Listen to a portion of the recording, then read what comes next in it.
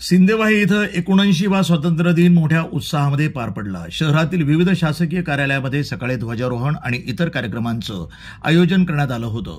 देशभक्तीच्या वातावरणामध्ये हा सोहळा संपन्न झाला। स्वातंत्र्य दिनाच्या या खास दिवशी सिंदेवाही पोलीस विभागानं एक महत्त्वाचा सामाजिक संदेश दिला।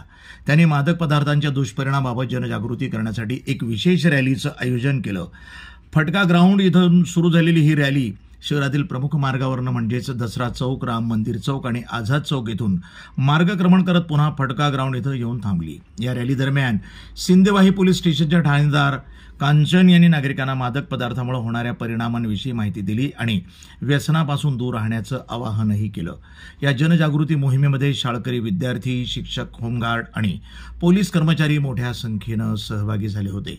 यामुळे कार्यक्रमाचं वातावरण देशभक्तीच्या घोषणासोबतच सामाजिक बांधिलकीच्या संदेशानंही भरलं होतं।